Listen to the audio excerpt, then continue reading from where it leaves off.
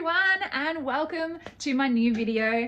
Today I'm going to show you how to create this abstract, weird kind of sculpture created out of branches and air drying clay. Could also be used for a jewellery sort of holder for mum this Mother's Day.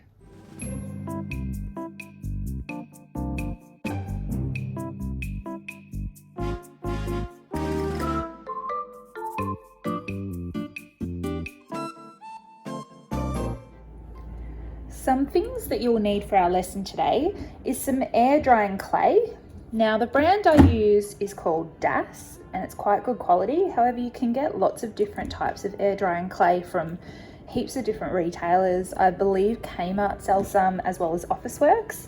So just make sure that it is air drying clay. That's an important part. Now we're going to decorate with either pastels or paint today. I'll show you an option for both. You'll also need some masking tape and some sticks that you found outside. So the first thing we need to do today is gather up some sticks. Now I have been out in the weather today. It is freezing in Melbourne, but I've gone out and collected a few twigs and sticks from some dead trees in my neighbourhood. Please make sure that when you gather them, what you're looking for is some trees that have little branches that come off like this, and even smaller ones up here, although they do need to be strong. They do need to be able to hold some jewellery and some things like earrings, so if they break really easily, you might just need to snap off those pieces that aren't going to work well. Try to clean it up as well and get rid of any little bits that could cause splinters. The next thing I'm going to do is arrange my sticks so that they look like a really nicely shaped tree.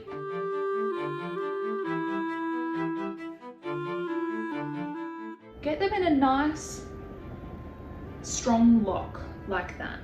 And I'm going to get a piece of masking tape. You might need some help with this because it can be a little bit tricky, but we want to secure your twigs or your sticks into a bit of a bunch. Now, in the event that you just got one big, awesome looking stick, this step isn't necessary. You don't need to sort of tie them all together if you're just working with one. So I'm just wrapping my masking tape around really securely so that when I let go, they're gonna sort of stay there by themselves. Can you see that? Okay. I'm ready to go with my next step.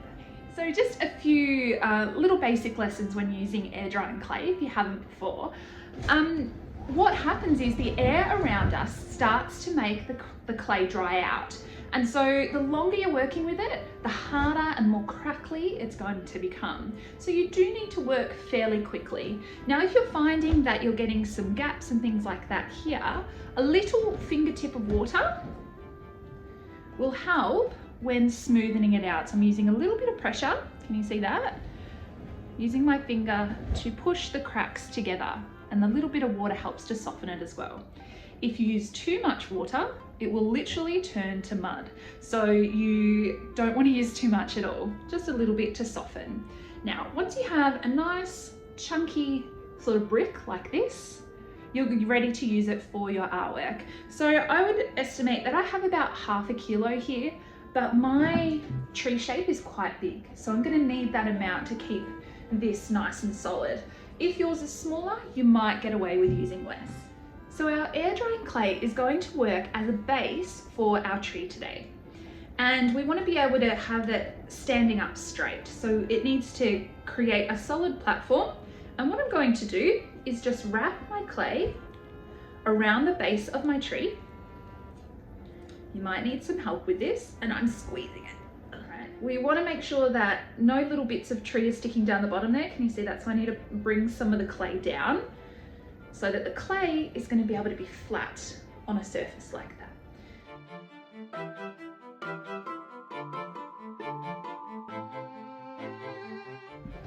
Right now I'm using a bit of water to smoothen my clay to get rid of these little crackly areas, and using pressure as well. Now that should stand up on its own without falling over. Something you can do if you're finding that it's not strong enough around the top here, you can actually get a little bit more clay and roll it into what we call a coil. So kind of like a snake, just using my fingers here to spread out the clay. All right, to make sort of a snake like this, which then I'm going to wrap around the top.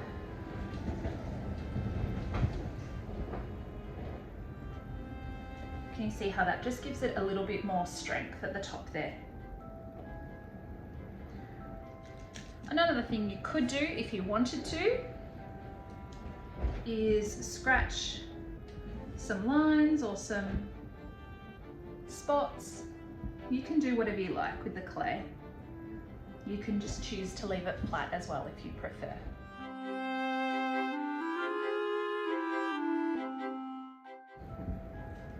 Okay, so this base is going to take about 24 hours to dry, and you want to let it set completely so you know that your branches are nice and secure before we paint. So now that this base is completely rock hard, we've allowed it to dry and it's keeping our sticks nice and strong and in place. The next thing we're going to do is just decorate the base. So I'm just going to use watercolour for that today, but you could use acrylic paint if you like. So maybe consider a bit of a colour scheme. Today I think I might use some blues and purples as well as a bit of mustard yellow. And you can paint the base in any way you want. I'm just going to do some stripes. Now if you've done anything like little spots here, you will need to dab the brush right in like that. Can you see?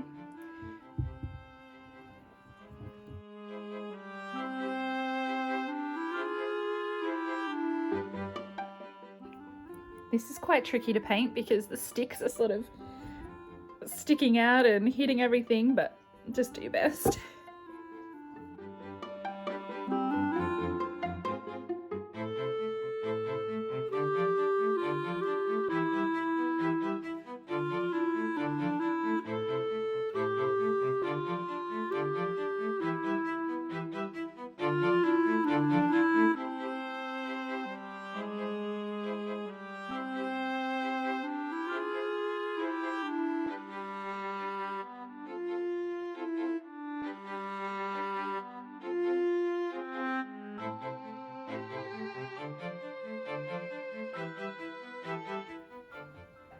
Now that our clay base is completely dry and finished, we're now going to decorate the branches of our beautiful sculpture here.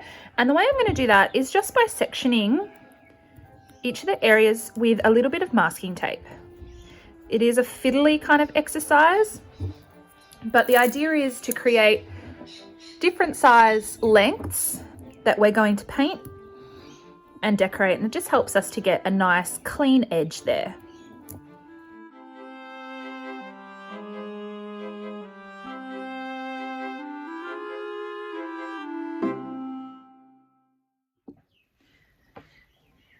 Okay, so now we're up to painting. We're going to paint the sections here in different colours. I'm going to stick within the same sort of mustard yellow, blues and purples kind of colour scheme, but obviously you can choose whatever scheme you want.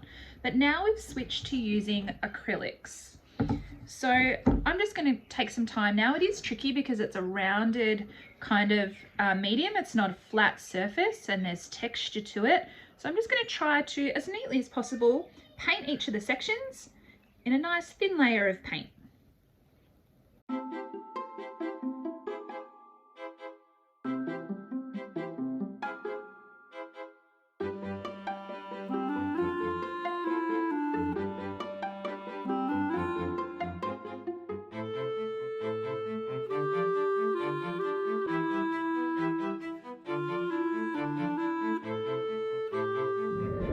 Once you've painted some sections, I've decided to leave some sections bare just because I like that sort of natural look. Once it's dry, you can begin to peel off some of these bits of masking tape to hopefully reveal a nice straight edge we've painted.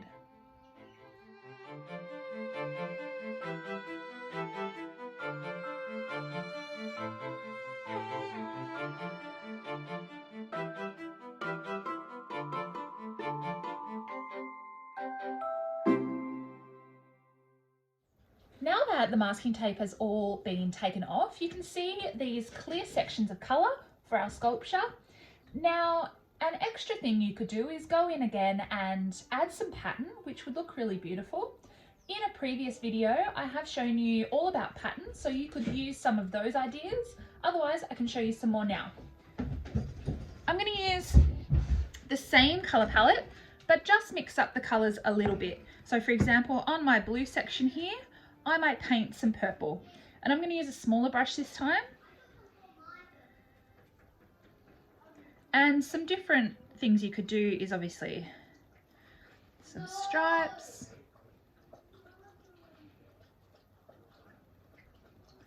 It is really tricky to paint something that isn't flat.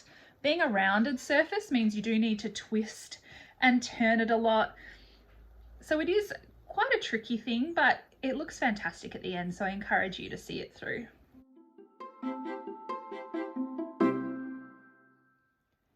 Now, with the back of my paintbrush, this one here, I'm going to dab some blue paint onto the yellow section here to create little spots.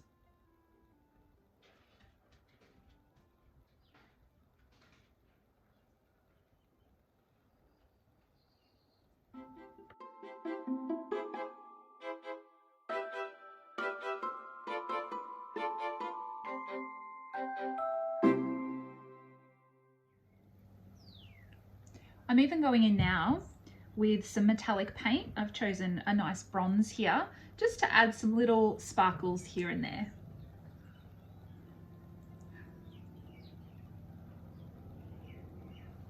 Okay, if you want to, I found a few bits and pieces from around the house, and you could even add little things like this, little pom-poms to the tops as an optional extra. Now, I could have sat here and just painted for hours and hours and hours, adding more and more detail to my sticks and adding extra interest to the overall sculpture, but I'm going to leave it there, and I'm going to take it inside now and start to prop some little bits of jewellery and make it useful.